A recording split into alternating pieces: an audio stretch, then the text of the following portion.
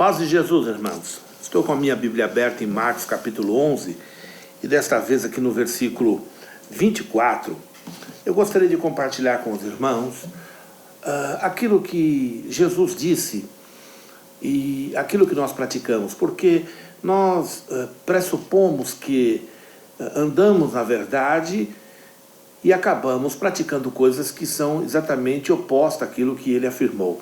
Tudo que ele disse, tudo que ele fez, não foi à toa, não foi a esmo, não foi por acaso, tem um propósito.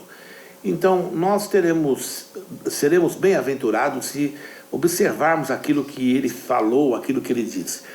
Olha o que ele disse aqui. Porque em verdade, no verso 23, em verdade vos digo que qualquer que disser a este monte, erga-te e lança-te no mar, e não duvidar no seu coração, mas crer que se fará aquilo que diz, tudo o que disser lhe será feito. O verso 24. Por isso vos digo que todas as coisas que pedirdes, orando, crede receber. Outra tradução diz assim, crede que recebestes, não é, no passado, e tê-la-eis. Bem, meus irmãos, a Bíblia é muito clara com relação a isso. Nós temos uma ideia. Eu me lembro quando eu era garoto, nós, ao sairmos para a escola, normalmente encontrávamos em papel, folha de caderno, orações, novenas, não é? Dizendo assim, olha, você não quebre essa novena, faça tantas cartas, não eram muitas cartas iguais a essa, e distribua e você será abençoado e assim por diante. Então era a corrente de São Cipriano, corrente de algum espírita, de algum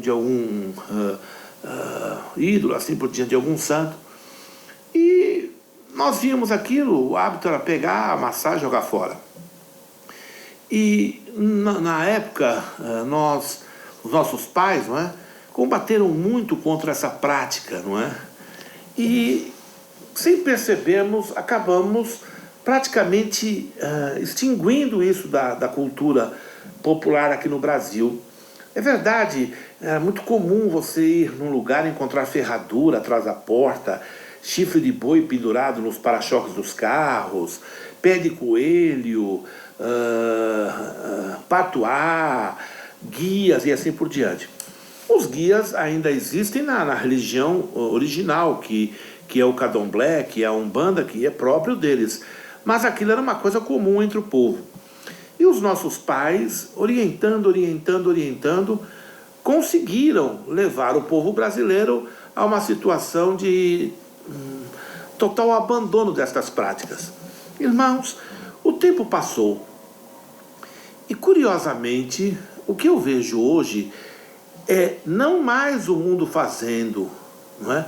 Mas o próprio chamado cristão ou evangélico, trazendo estas práticas de volta, mas agora não para o mundo, para dentro da comunhão dos santos, para dentro do grupo chamado cristão, da congregação dos crentes, não é? da igreja. Então a gente vê tantas coisas, como por exemplo, as pessoas fazerem correntes de oração, fazerem sextas-feiras, não sei do que, sete sextas-feiras da prosperidade, e não citando o nome de igreja alguma, não é? Não citando o nome de igreja alguma, porque a intenção nunca é difamar quem quer que seja, mas combater o ensinamento falso. Agora, por que o ensinamento falso pega fácil? É curioso, né? A verdade é difícil de se estabelecer, mas o ensinamento falso é rápido. Eu posso afirmar isso porque eu vejo pessoas das quais ficaram comigo um bom tempo, e ou eles nunca me ouviram, nunca entenderam nada que eu falo, e eles, por circunstâncias, mudam de lugar e agregam-se em outras congregações. E quando eu vou conversar com eles, depois de pouco tempo, eles estão todos místicos, estão todos cheios de cacuete, daquela coisa horrorosa, daquela coisa tão feia que é essa religião evangélica falsa. Não o cristianismo, esta religião evangélica falsa, moderna. E ela é exatamente contra o evangelho. Jesus disse o seguinte: quando você for orar, você creia que você recebeu na hora. E então você terá isso, não é? Ora, como é que eu posso ensinar isso a alguém? Como é que você pode praticar isso quando as igrejas estão fazendo exatamente o oposto? Quando as igrejas estão praticando doutrinas estranhas, por exemplo, eu passei em um lugar e tinha uma igreja com uma placa, campanha da prosperidade. Nessa campanha de prosperidade, que estava bem grande, dizia uma série de coisas: você que está com dificuldade financeira, você que está endividado, você que está... E me fez lembrar até aqueles anúncios que algumas mães de santo, algumas ciganas colocam, médiuns colocam nos postes: lê-se carta e joga-se búzio, traz o seu namorado em 7 dias, quebra encantamento, e aquela coisa toda. E curiosamente, eu estou vendo isso nas placas das igrejas. Eles não vão dizer que jogam búzio, mas estão muito próximo disso, não estão longe. Daqui a pouco eles vão jogar búzios. Eles não estão longe de ler mão, já estão lendo carteira de identidade, já estão botando a mão em pessoas e profetizando coisas semelhantes, como feiticeiros, como videntes cartomantes, não é? E lá naquela placa dizia assim: campanha da prosperidade. Mas curiosamente, a igreja estava pendurada num morro que estava mais perigoso, ela desbarrancada ali com uma chuva, e era um lugar horroroso, de uma desgraça, de miséria. Como é que um homem tem a coragem de pregar campanha de prosperidade numa situação daquela? A campanha de prosperidade não é para quem vai lá, é para o cara que abriu aquele lugar. A campanha de prosperidade é para ele prosperar, não para ninguém prosperar. O que ele quer é atrair você para que você vá e ele se sinta aprovado ou reconhecido, porque pastor sem ovelha não é pastor. Então, para que ele seja reconhecido, então ele tem que ter um grupo. Ele abre essa igreja, logo fecha. Depois fechou e abre outra com outro nome, e é uma luta, não é? Muito bem.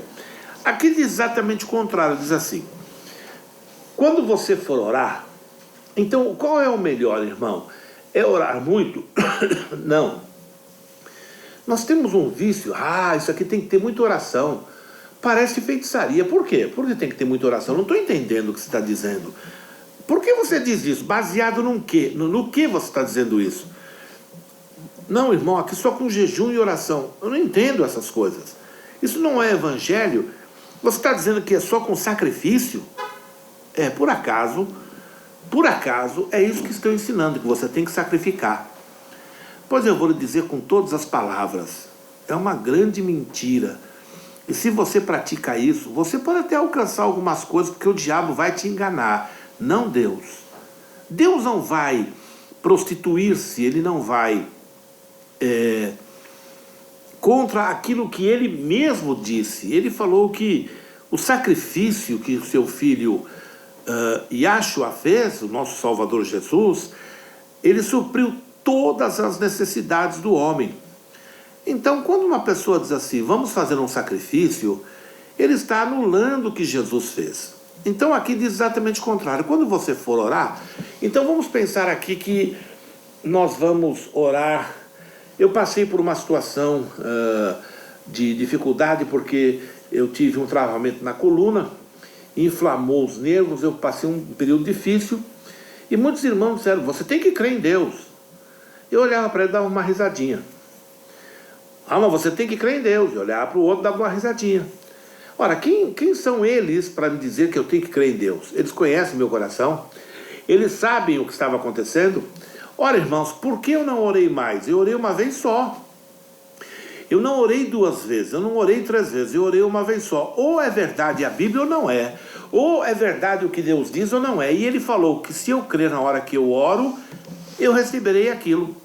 Mas ele coloca o receber no futuro, não fala quanto tempo. Mesmo que a oração tenha sido respondida, mesmo que a oração tenha sido ouvida, não quer dizer que o recebimento é imediato. O problema nosso é esse. Me permita citar uma coisa. Diz o salmista: esperei com paciência no Senhor. Meu irmão, Deus tem o seu tempo. Ele não é um Deus desordenado, ele tem o seu tempo. Eu quero pregar sobre isso, talvez a próxima mensagem. Ele tem o seu tempo, ele não faz as coisas... agora tá bom, resolva lá. Não, agora manda a bênção da Dona Maria. Não, agora... Não é assim que funcionam as coisas. Deus é soberano. Eu sou atrapalhado, eu sou músico. E... não exatamente um músico, mas... a minha cabeça não é de instrumentista, é de arranjador.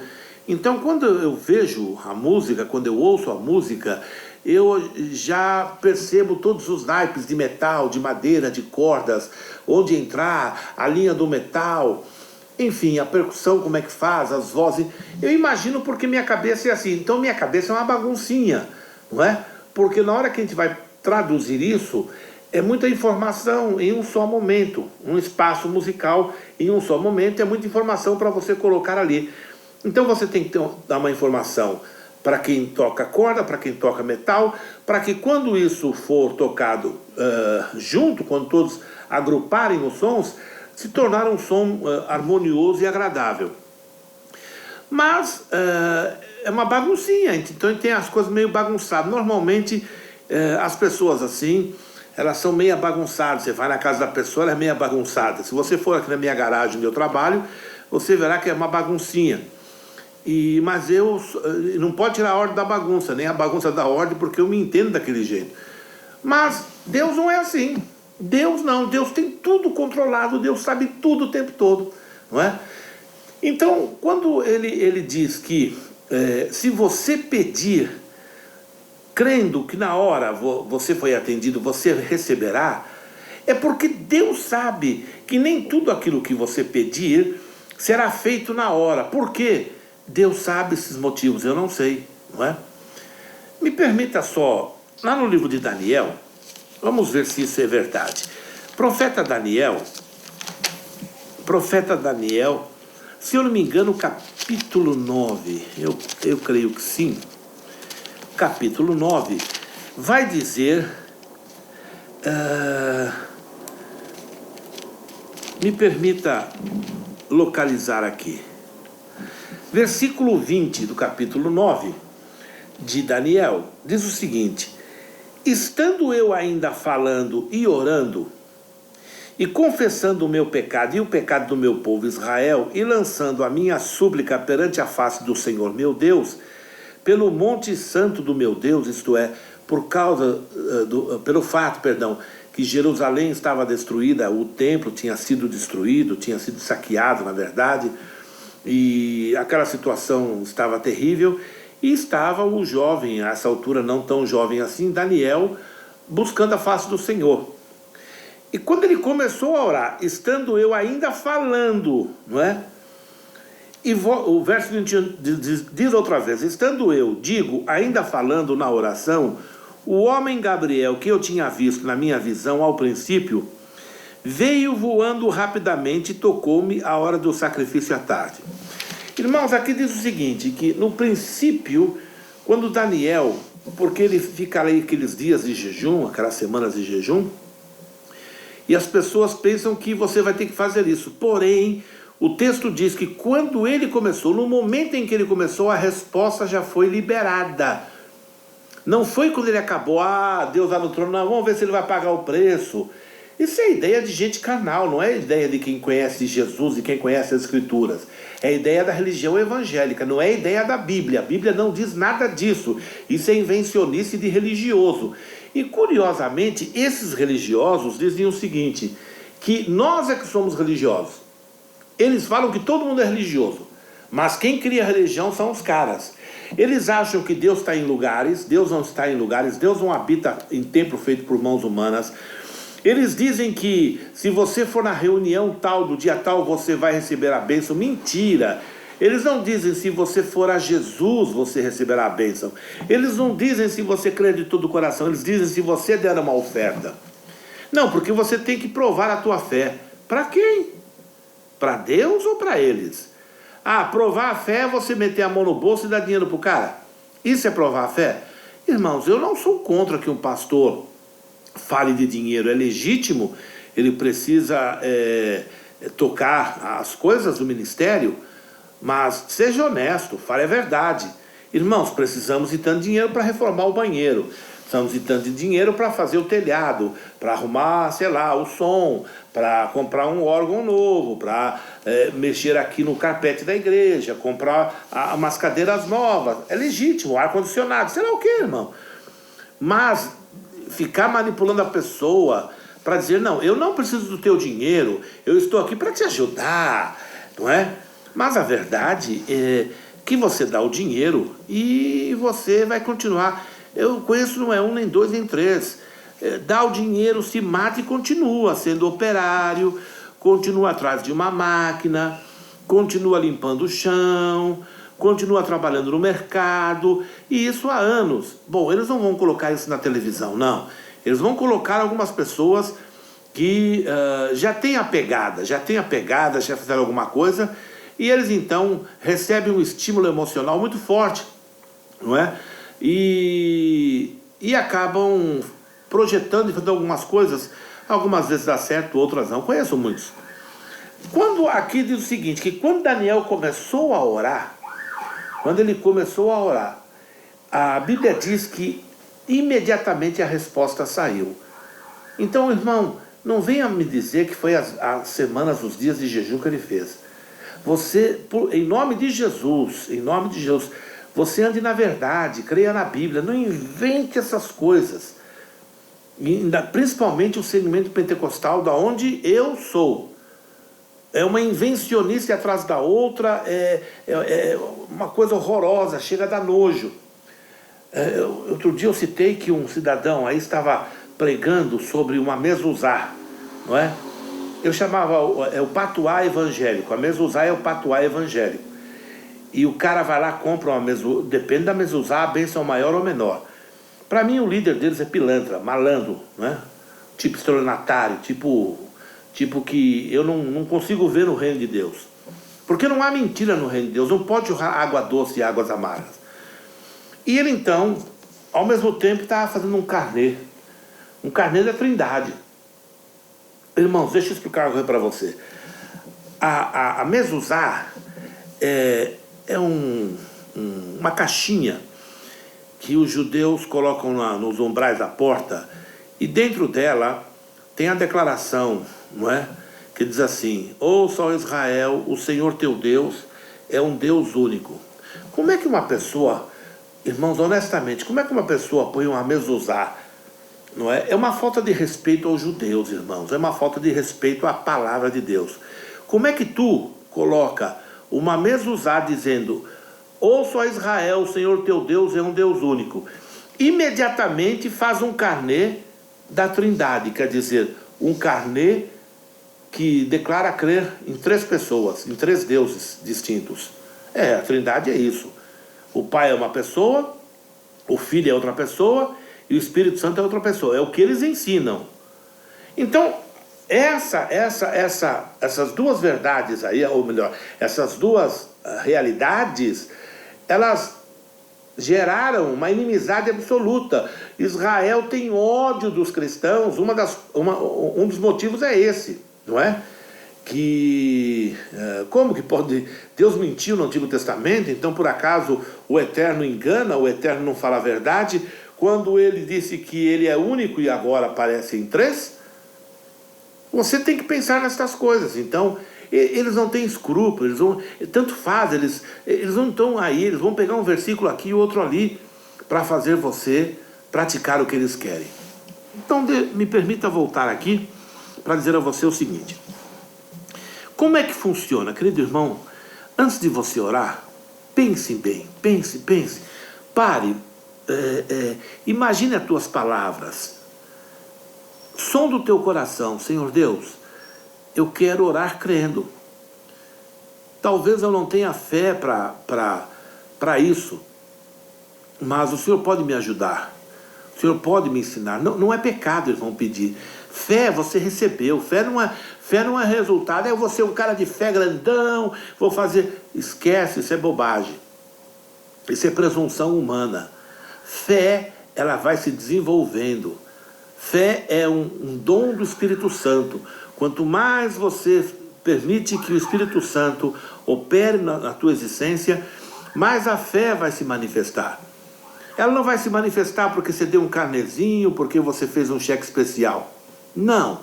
Lembre-se da viúva no templo, ela não deu foi nada, porque aquela moeda não valia nada para ninguém, mas era o tudo daquela viúva.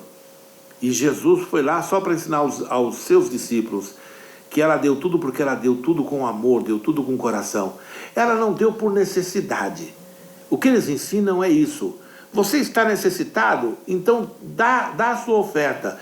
Pois é exatamente o contrário. A Bíblia assim, não dei por necessidade. Mas eles vão explicar que você tem que dar por necessidade.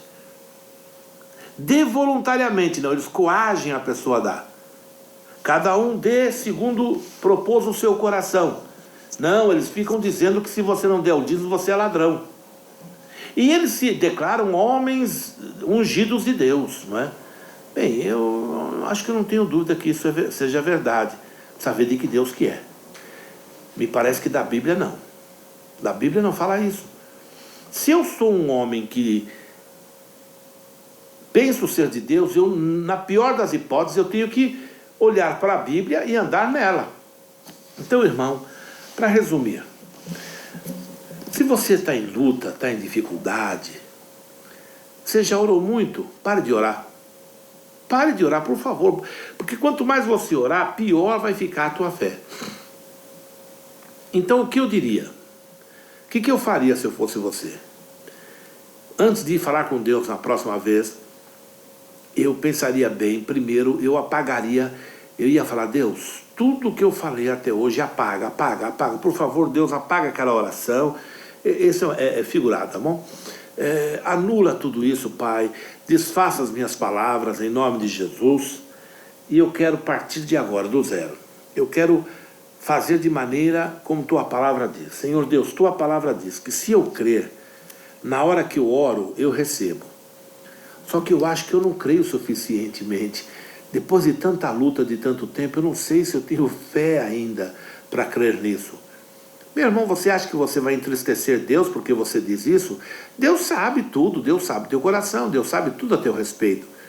Então, qual é o problema de você confessar? Deus, eu não estou confiando. Eu quero confiar em você, mas eu não estou confiando, Senhor. Seja honesto, fala, mas Senhor, se o Senhor me ajudar. O homem chegou e falou, Senhor, se tu quiseres, pode curar-me. Jesus falou assim, você pode crer? Ora, era uma decisão do homem. Se ele falasse assim, não sei. Onde que ele arrumou fé naquela hora? Ele não arrumou fé, ele só aceitou o que Jesus falou. Sim, eu posso crer, como é que faz isso? Ele foi curado na hora. Onde é que ele arrumou aquela fé? Irmão, fé é só concordar com Deus. É isso que é fé. Quer um exemplo? A Bíblia diz que Jesus morreu naquele madeiro para salvar pecadores. Você concorda com isso? Isso é fé. Fé é aceitar o que Deus diz. Então, antes de você ficar com esse monte... Eu fui orar para uma pessoa outro dia. Quando eu fui orar, ele fez assim. Aí eu olhei para as mãos e falei assim, por que ele fez? Está esperando o quê? Que alguém põe a mão na mão dele?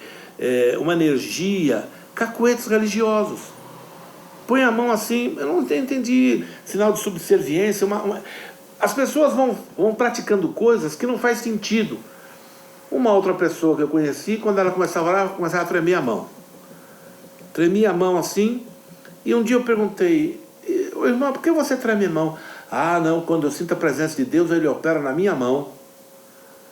Eu fiquei sério assim, falei, rapaz, eu acho que eu estou com um problema. Porque isso não procede, irmão, não é? Então, irmãos, resumindo, confia na palavra de Deus. Quando você pedir, peça uma vez só, não peça duas, não peça duas, por favor, não seja contrária à palavra. Jesus falou assim: não penses que você vai ficar repetindo, eu vou ouvir. Não pense que tal homem vai conseguir alguma coisa. Deus não se agrada daquela ladainha. Eu estava ouvindo um amigo rezando, né, na congregação dele, e ele rezava, e ele dizia: tem misericórdia, tem misericórdia, tem misericórdia, tem misericórdia. Meu Deus, aquilo foi me cansando. Eu quase que falei assim: irmão, Deus tem uma palavra para você. E ele ia perguntar: qual é? Eu falei assim: eu tenho misericórdia. Por que você está pedindo para eu ter misericórdia? Eu tenho, mas o que você quer que eu faça com ela? Ele não sabia nem pedir misericórdia. Deus tem misericórdia. Deus é misericordioso, irmão. Você não vai pedir: Deus seja santo, Deus é santo. Ele é santo. Agora, o que você quer com a santidade dele? O que você quer com a misericórdia dele? Então, querido irmão, seja simples, seja você mesmo. Tem pessoas que mudam o linguajar para falar com Deus. Ele muda, ele põe uma oratória como para impressionar Deus. Eu falo tão bem. Tem pessoas que, quando vão orar, ele imposta a voz, não é?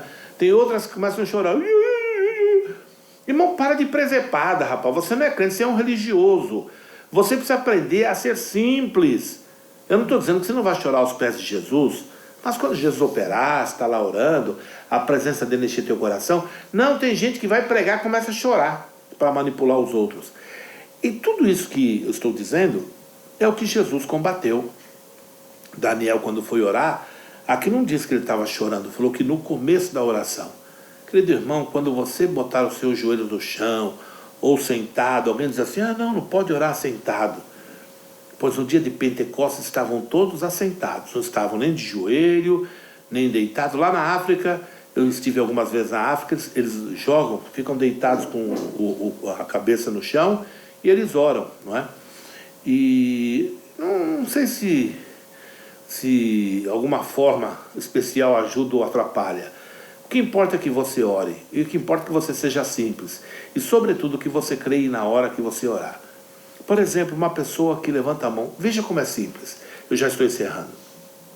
Uma pessoa vai na igreja, levanta a mão, após a pregação, o pregador faz o convite ao altar, como os americanos dizem, né?